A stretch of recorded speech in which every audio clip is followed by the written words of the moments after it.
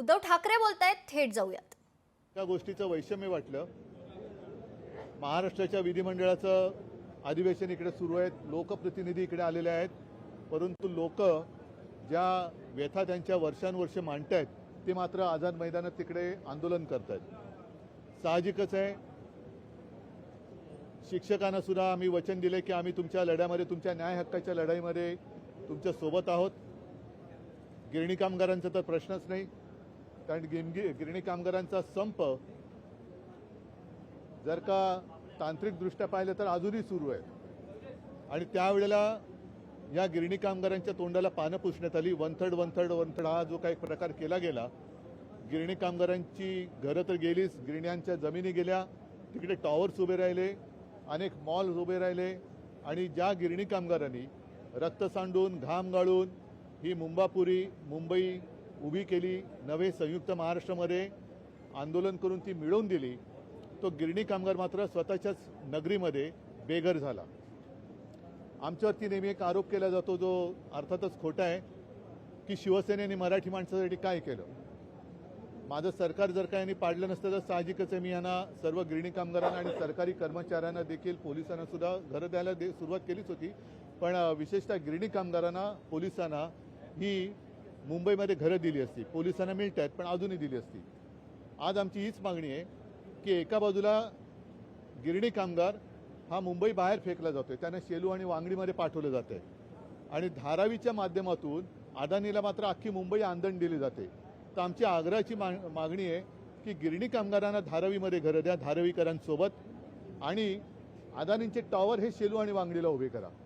जाऊ दे तिकडे देवनार डम्पिंग ग्राउंडवरती अदानींनी जरूर टॉवर बांधावे, नाहीतरी त्यांना भरपूर TDR मिळालेलाच आहे, तो TDR त्यांनी देवनार डम्पिंग ग्राउंडवरती वापरावा, तो TDR त्यांनी शेलू आणि वांगडीला वापरावा, तिथे सगळे टॉवर बांधा। पण ज्यांनी हक्कानी मुंबई मिळवून दिली त्या गिरणी कामगारांना मात्र तिथे पाठवण्याच्या ऐवजी गिरणी कामगारांना धारावीत घरं द्या। गिरणी कामगारांना कुर्ला मदर डेअरीची जी जमीन ही सुद्धा दिलेली आहे अदानीला, तर तिथे गिरणी कामगारांना घरं द्या आणि अदानींचे टॉवर हे शेलू आणि वांगडीला जाऊ द्या। आमचं काही म्हणणं नाही, देवनार डम्पिंग ग्राउंडवरती अदानींनी टॉवर बांधावे, आमची काही म्हणणं नाही आहे। तर अशा या गोष्टी आहेत आणि शिक्षकांना सुद्धा तुम्ही वाटेल तसं वेडवाकडं इतर कामं देऊन वापरून घेता। म्हणजे मराठीचा मुद्दा आता गरम झालेलाच आहे, नुसता हिंदी सक्तीचा GR त्याचा विरोध करून चालणार नाही। तर मी मराठी माणूस तर एकवटलेला आहेच। आमचं म्हणणं परत परत सांगतोय की कोणत्या भाषेला विरोध नाही, पण सक्तीला विरोध आहे। त्याच्यामुळे हिंदी सक्तीच्या GRला विरोध करून उपयोग नाही आहे, तर तो GR काढणाऱ्यांना, तो GR लादणाऱ्यांना, हिंदी सक्ती करणाऱ्यांना आपण विरोध केला पाहिजे। तर हे असे काही मुद्दे आहेत ज्याच्यावरती आता रोज चर्चा चालू आहे।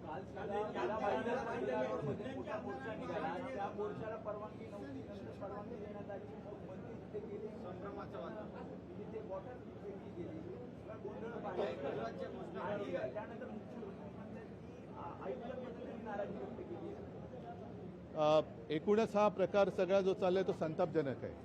मीरा भाईंदरची मराठी माणसं अनेक वर्ष त्यांच्या मनामध्ये तो राग खतखततोय। अनेक जण मला सांगतात की म्हणजे मध्ये मध्ये जे काही भेटत असतात सभ्यपणाने वागतायत आणि ते मला सांगतात की साहेब सकाळच्या वेळेला ट्रेनमधनं येताना सुद्धा आम्हाला विचित्र दादागिरी सहन करावी लागते। तर ह्या शेवटी असंतोषाचा जर का स्फोट झाला तर त्याला जबाबदार हे सरकार असेल। नुसतं कमिशनरला त्यांच्या माथी खापर फोडून चालणार नाही।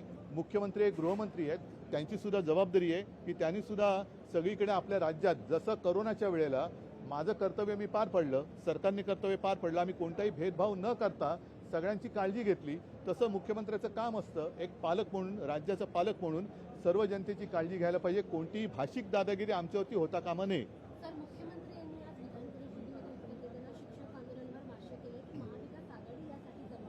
बरं ठीक आहे, पण आता तुम्ही आहात ना, मग तुम्ही काय नाही देत, तुम्ही द्या ना। प्रत्येक वेळेला एक तर नशीब नेहरू या शिक्षकांच्या प्रकाराला जबाबदार नाहीत बोलले ते, नाही तर ते पण बोलायला कमी करणार नाहीत की नेहरूंमुळे शिक्षकांना विना अनुदानित राहावं लागलं। ते सगळे विनोदाचे सगळे त्यांची हास्यजत्रा पुरे झाली। आज ते बसलेत, गेले 2.5 वर्ष तेच होते, आमच्याही आधी तेच होते, आता सुद्धा तेच आहेत। तर समजा आम्ही नाही करू शकलो, तुम्ही करा। मुळामध्ये गिरणी कामगारांना तर घरं द्या, यांना आता जर का आम्ही नाही केलं तर तुम्ही द्या। आज एक विधायक गुंडागर्दी करता है, गरीब जो कामगार थे उनकी पिटाई का एक वीडियो वायरल हुआ है कैंटीन मेरे पार्टी का है, मेरे पार्टी का नहीं हो सकता. एसएनसी गटाचं है ना तो, त्याचं नाम ही एसएनसी है और क्या उससे उम्मीद कर सकते हैं. लेकिन ये भी मुझे लगता है कि कुछ ना कुछ चल रहा है. मुख्यमंत्री जी को बदनाम करने का कुछ तो साजिश चल रही है. तो मुख्यमंत्री उन्होंने उनकी अँटेना जो है ऑन रखनी चाहिए. आणि मला असं वाटतं की असं जर का कोण वागत असेल तर मुख्यमंत्र्यांनी असं मी ऐकलं की त्यांच्यावरती सक्त कारवाई करण्याचे आदेश दिलेत. करतात की नाही ते थोड्या दिवसात कळेल. नाहीतर मग मी म्हणेन की मुख्यमंत्र्यांचं त्याला पाठबळ आहे की काय. ही शिवसेना स्टाईल नाहीये आणि ते मुळामध्ये ते शिवसैनिक नातं नाहीच आहे. ते एसएनसी गटाचे आहेत. माझ्या परवानगीशिवाय युतीबद्दल ती बोलता कामा नये. संभ्रमाचं वातावरणाला मिळाव्यानंतर ज्या पद्धतीने राज ठाकरे यांनी पूर्ण चांगलं ना, त्याच्यात काय ते बोलतील ना त्याच्याबद्दल. त्याच्यात काय प्रॉब्लेम. इसका मतलब सीएम को बदनाम करने की कोशिश हो रही है. जानबूझकर ये सारी चीजें चल रही है. एक बड़ी साजिश है. इसके पीछे एक षड्यंत्र मुझे नजर आ रहा है. क्योंकि एसएनसी का तो दावा था कि वो चीफ मिनिस्टर बने, नहीं बनाया गया. तो उनको तो बेरहमी से वो इंतजार कर रहे हैं. संजय गायकवाड़ कह रहे हैं मुझे मार्शल आर्ट आता है, जूडो कराटे सब आते हैं और भी मारूंगा. तो मुख्यमंत्री को कौन सी आर्ट आती थी देखते हैं. काय ही अशी फालतू लोकांना महत्त्व देण्यापेक्षा जे गिरणी कामगार आहेत, शिक्षक आहेत, शेतकरी आहेत, ह्या लोकांसाठी हे विधिमंडळ असतं. हे असे जर का लोक त्याच्यात यायला लागले आणि अशा पद्धतीने वागायला लागले तर मुख्यमंत्र्यांनी त्यांच्यावरती तातडीने कारवाई केली पाहिजे आणि दाखवून दिलं पाहिजे की आमचा कारभार हा कसा आहे. नाहीतर जे मी म्हटलं परवाच म्हटलं की खरा जो भाजप होता त्याचा खून झाला आहे आणि त्याचे हत्यारे हे सगळे बसलेत की काय असंच वाटतंय. विरोधी पक्ष नेता नाही अजून आणि ती काल मागणी केलेली आहे. सन्माननीय सरन्यायाधीश आले होते, त्यांना सुद्धा आम्ही आमची व्यथा सांगितलेली आहे. बघूया काय होतं. परंतु एका गोष्टीचं मला जरा आश्चर्य वाटतं की आपल्या देशात बऱ्याच वेळेला अल्पमतातलं सरकार चालतं पण विरोधी पक्ष नेतेपदासाठी मात्र खेचाखेच केली जाते किंवा अडवणूक केली जाते. हे विचित्र आहे. हे सुदृढ लोकशाहीचं लक्षण नाही आहे. म्हणजे मला असं वाटतं की म्हणजे वाटतं कशाला होतंच.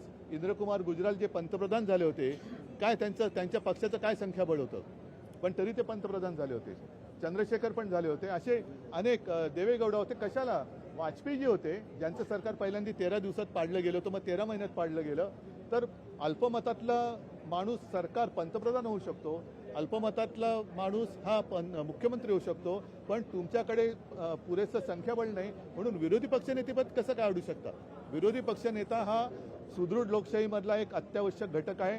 कदाचित जर का कधी जसं आता तुम्ही म्हणालात एक हे लोकप्रतिनिधी म्हणवणारी लोक हे कसे मस्तवालपणाने वागतायत तर त्यांच्यावरती अंकुश ठेवायला विरोधी पक्षनेता हा पाहिजे. ठीक आहे. सगळ्यांना धन्यवाद. जय हिंद, जय महाराष्ट्र. कामगारांना खरं तर त्यांच्या हक्काच्या ज्या त्या मागण्या आहेत त्या पूर्ण करा अशी मागणी उद्धव ठाकरे यांनी केली. मराठी माणूस मुंबई बाहेर फेकला जातोय असं वक्तव्य देखील उद्धव ठाकरे यांनी केलं. आझाद मैदानात शिक्षक गिरणी कामगारांचं आंदोलन सुरू आहे आणि या आंदोलनाला उद्धव ठाकरे यांनी देखील भेट दिली आहे. मराठी माणूस मुंबई बाहेर फेकला जातोय असं वक्तव्य उद्धव ठाकरे यांनी केलं.